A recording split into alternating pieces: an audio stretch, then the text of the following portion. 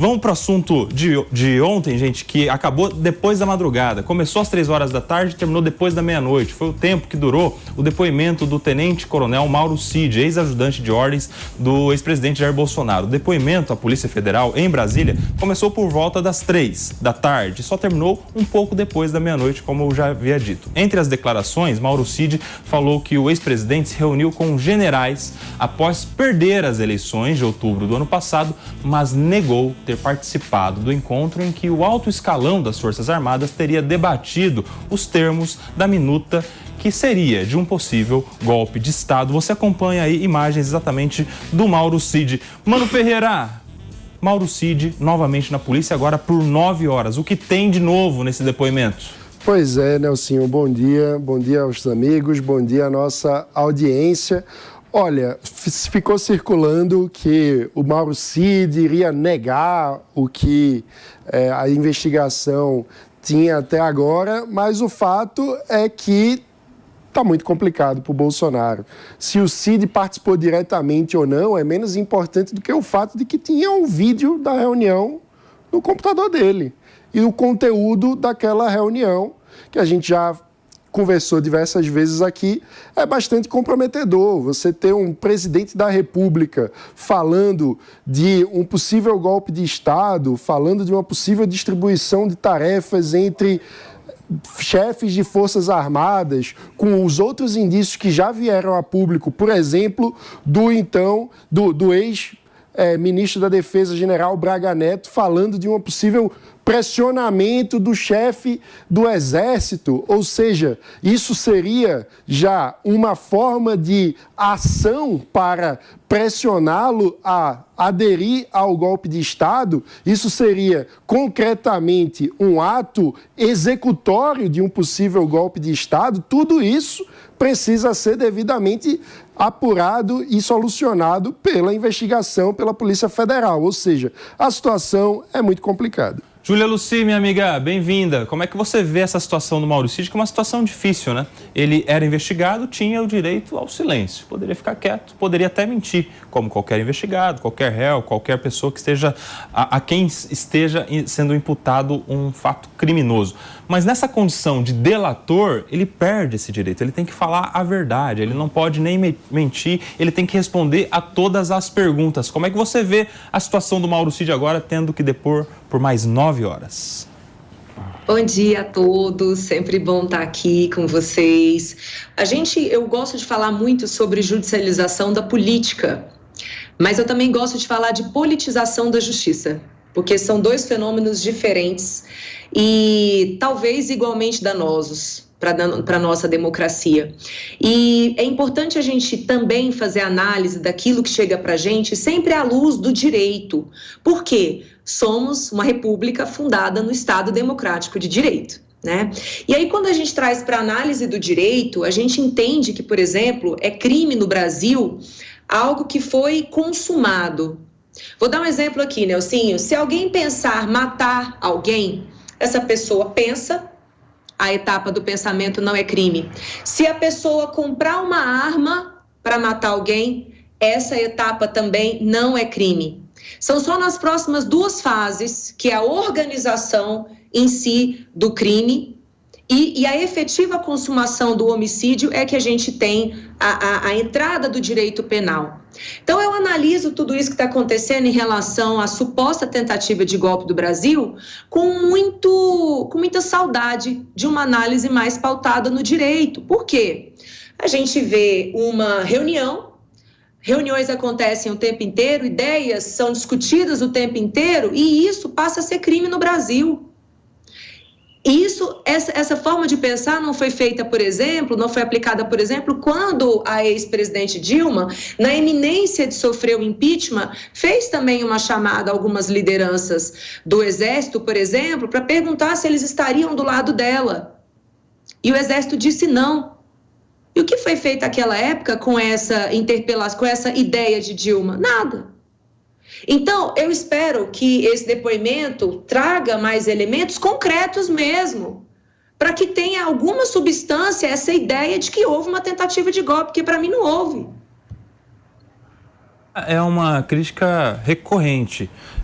de muitas pessoas, de que não haveria se iniciado o ato executório de um golpe de Estado, ou seja, estaria numa fase anterior de pensamento, de cogitação ou de atos preparatórios. Como é que você vê essa crítica?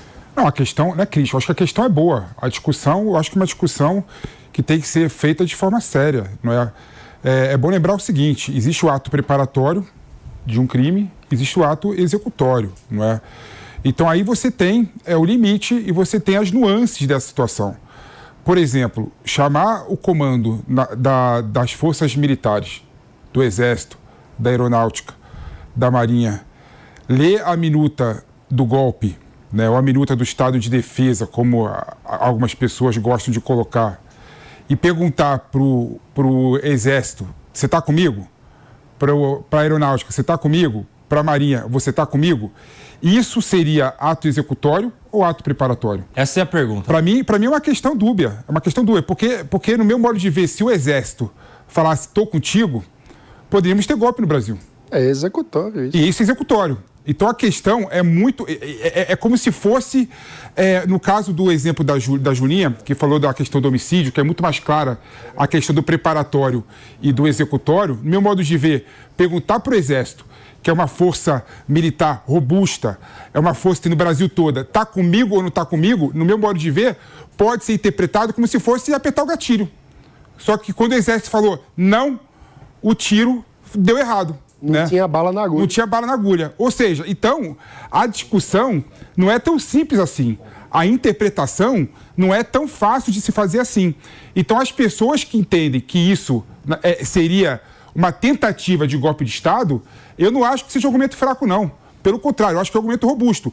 Então, ao receber o Mauro Cid na Polícia Federal e para tentar colocar em xeque, né, os outros depoimentos que tiveram, é bom lembrar que o comando na época da Marinha, o comando na época da Aeronáutica e do Exército, que falou abertamente no depoimento dele, né, ele falou que teve essa reunião mesmo, de fato. E que eles negaram a intenção, né? Eles não quiseram. Isso. Né? E o cara foi além. E o comando do Exército foi além ainda. Né? Assim, ele falou assim, eu só não fui para as instituições denunciar porque não queria deixar o Brasil numa situação ruim, convulsionada. Ô Diego Tavares, quem diria, hein? 12 de março de 2024, o brasileiro está perguntando o que é ato preparatório, o que é ato executório. Diego Tavares, bem-vindo. Pois é, Koba. Isso me lembra de uma discussão que eu tive com o PP aqui há alguns dias sobre a necessidade de ensino jurídico nas escolas, né, PP? O PP se colocou contrariamente, mas essa situação de hoje valida a necessidade de que o brasileiro tenha um pouco do entendimento da lei. Koba, vamos colocar uma premissa aqui que eu acho que é consenso aqui no sofá e na Julinha, direto de Brasília. É lamentável que passe pela cabeça de qualquer gestor público uma ruptura democrática. Isso não se discute. Só do Bolsonaro ter cogitado, até mesmo ali no seu íntimo, praticar um golpe de Estado, isso já é algo extremamente reprovável. Mas uma coisa que nós não podemos admitir também é a ruptura do nosso sistema de justiça, a ruptura da lei que está vigente no país hoje. E a lei é muito clara no sentido do que a gente estava discutindo aqui. Os atos preparatórios não são puníveis, salvo se esses atos preparatórios constituírem crime por si só. E o que nós temos de uma reunião, de uma intenção, para mim até aí, nada disso pode ser considerado um ato executório. Eu vou trazer outro exemplo aqui para fazer um contraponto ao PP. Vamos supor que a gente aqui está se reunindo para fazer um assalto. Vamos fazer um assalto a um banco. Estamos aqui junto discutindo como que a gente vai praticar esse assalto. Vamos aqui trazer o segurança do banco que vai nos ajudar, que vai facilitar a nossa entrada. Isso seria punível sobre a ótica do direito penal? Evidentemente que não.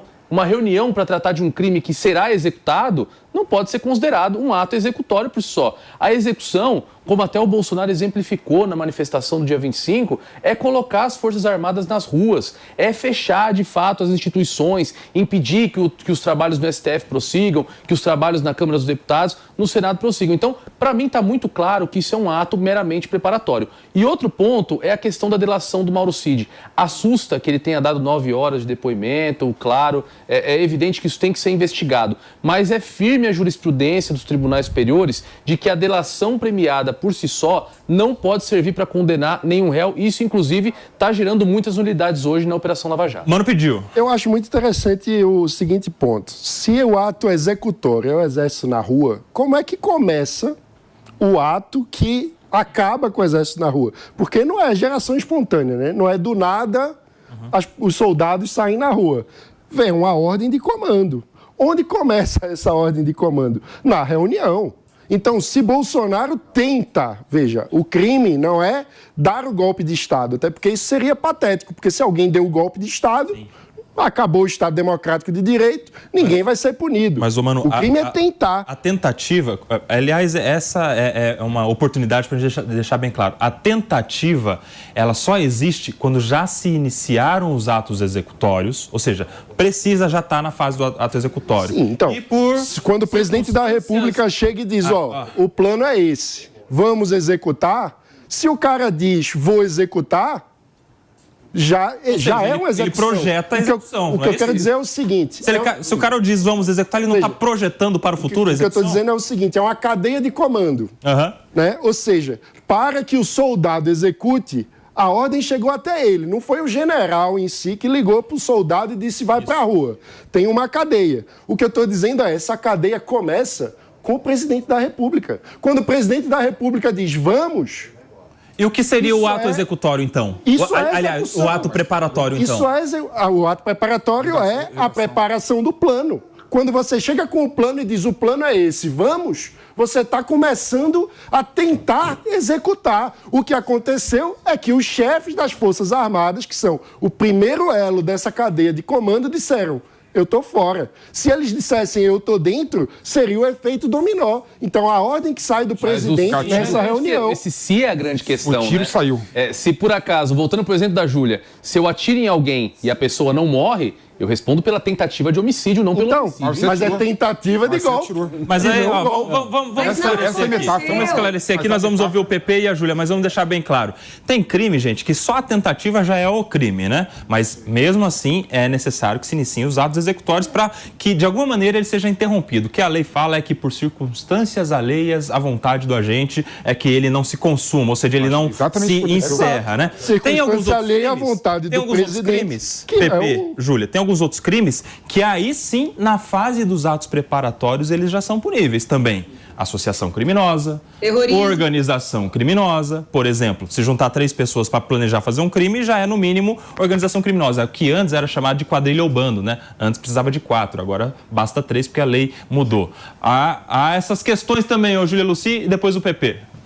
Não, eu acho maravilhoso assim, que a gente esteja debatendo isso com essa qualidade, porque eu não vejo em outros programas esse tipo de discussão. Então, parabéns a todo mundo que está aqui, porque a gente reverbera para o país inteiro e tenho certeza que todos estamos comprometidos em levar a verdade do direito brasileiro para a pessoa, por mais que haja uma controvérsia ali ou não. E aí já falei um pouco sobre as etapas, né, de um crime dentro do direito brasileiro, agora eu quero falar sobre o que seria o golpe.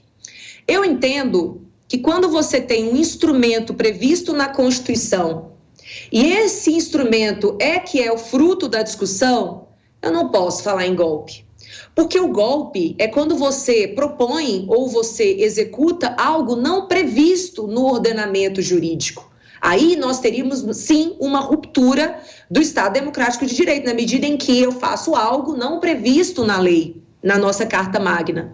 Agora, quando se discute se vai ser implementado um estado de sítio, um estado de defesa, tudo isso, gente, está previsto na Constituição. Então, eu não vou seguir a mesma linha de raciocínio do PT, por exemplo, que diz que o impeachment da Dilma em 2016 foi golpe. Porque o que aconteceu em 2016 foi absolutamente o rigor, o seguimento daquilo que é a previsão constitucional. Então, por que discutir estado de defesa ou estado de sítio passa a ser discussão de golpe? Uma coisa que eu acho interessante é o seguinte, o Diego colocou um ponto que eu acho importante destacar e ressaltar, porque a gente tem que dividir o que é político do que é jurídico. Né? A regra da política são outras regras, maioria, minoria, governo, oposição, ética, moral. A regra do direito é jurídico, antijurídico, ilegal, legal. São outros códigos, né, que regem esses dois sistemas. Né? Politicamente falando, né, não tem como defender o que o Bolsonaro fez. Então já era para a gente estar aqui escorraçando o Bolsonaro politicamente. Porque ele fez? Não dá para ele cogitar a possibilidade depois que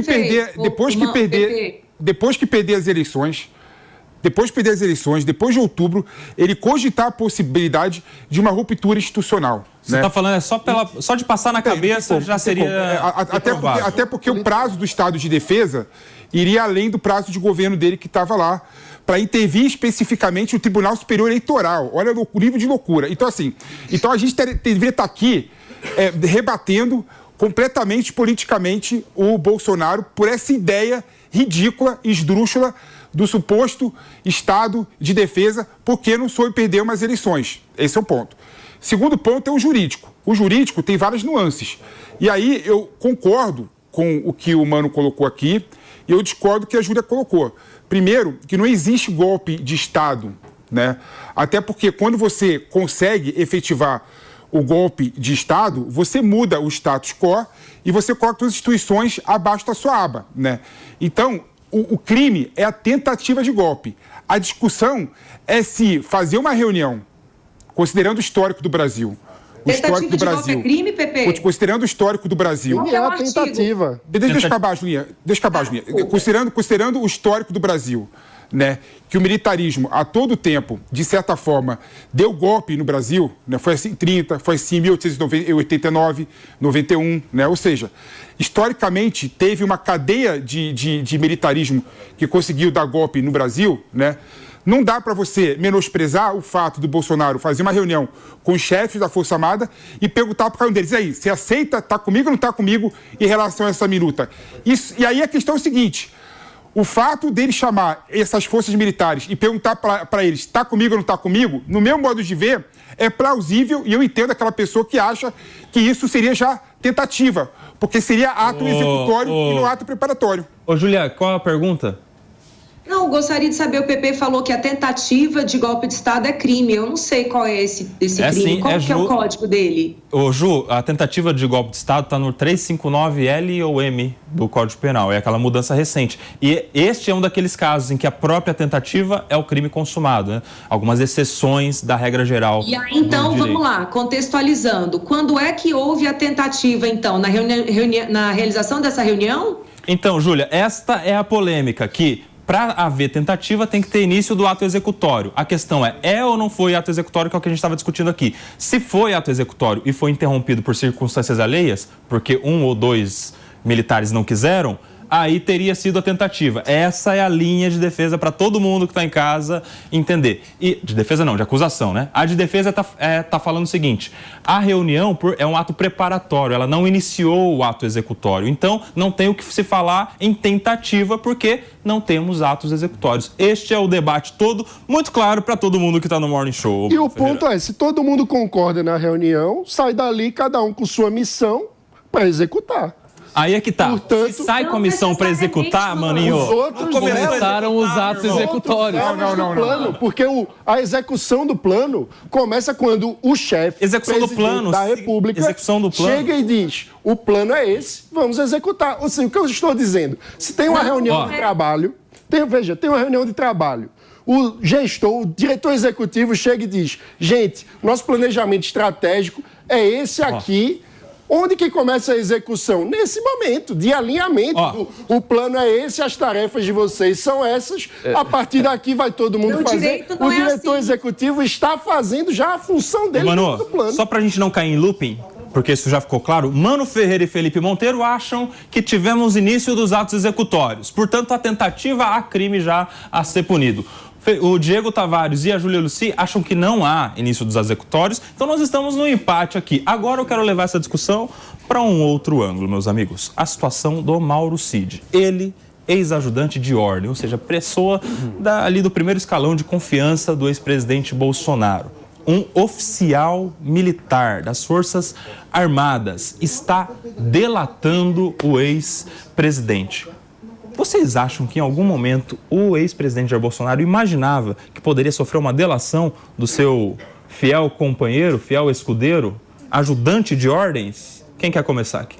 Eu diria que certamente não. É uma pessoa da extrema confiança dele. Vale sempre lembrar, o Mauro Cid, como ajudante de ordens, ele atuava como despachante pessoal, inclusive, de Bolsonaro. Ele pagava contas da família, a mando do presidente, obviamente. Ou seja, esse é o grau de confiança absoluta que o Bolsonaro tinha no Mauro Cid. Então, que ele faça uma delação, certamente é algo que não estava no cálculo do Bolsonaro. Júlia.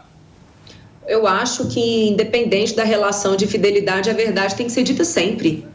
Então, ele tem que responder as perguntas, ele tem que falar exatamente o que aconteceu, nem para mais, nem para menos, porque a gente sabe que algumas estratégias de advogado podem ser implementadas nesse momento. Então, eu espero que venha a verdade em todos os sentidos, que todo mundo que tenha participado de uma coisa ou outra revele a verdade e que o direito cru do que está escrito na lei seja aplicado nesse caso e que seja resolvida essa história, porque vai fazer daqui a pouco 2 anos que a pauta do Brasil propositiva de projetos não avança porque nós estamos presos numa pauta do 8 de janeiro. A gente precisa avançar, a gente precisa ter um fim dessa história, para o bem do Brasil. Felipe Monteiro. É uma questão interessante, Nelsinho. Primeiro porque o Mauro Cid tem uma relação com o Bolsonaro de longa data. É bom lembrar que o pai do Mauro Cid, ele graduou no Agulhas Negras com o Bolsonaro, né? Então é uma relação de confiança de longa data, não é? E ainda tem a questão do militarismo. O militarismo tem a questão da lealdade, da hierarquia.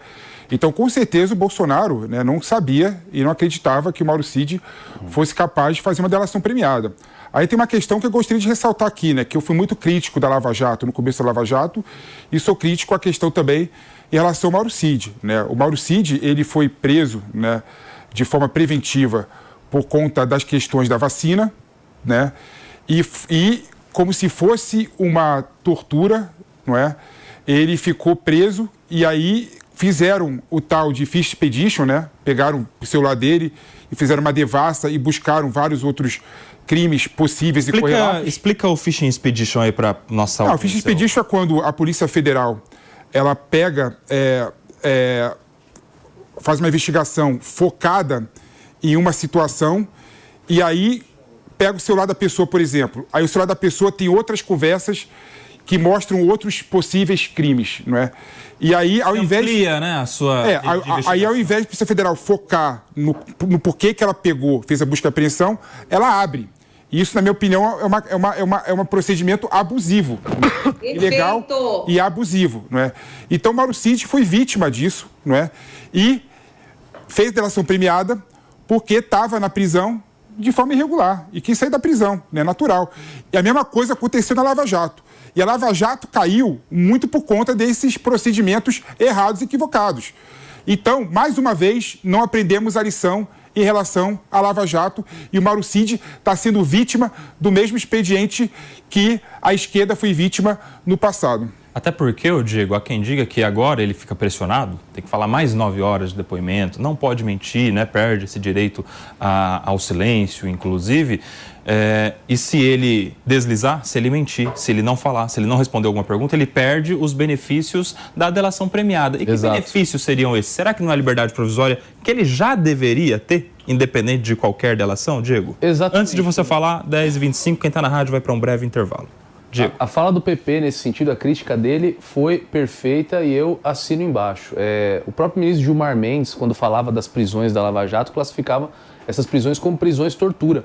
Além da prisão, viu, PP? Vamos lembrar que o Mauro Cid também tomou conhecimento, quando estava lá irregularmente preso, de que sua mãe estava sendo investigada, seu pai passou a ser investigado. Então, ele sentiu o peso de todo o sistema de justiça recair sobre ele e sobre pessoas que nós podemos pressupor aqui que ele tem muito carinho, que ele tem amor por essas pessoas que são os seus pais. Então, imagina a situação de uma pessoa dessa, se ela vai ou não falar.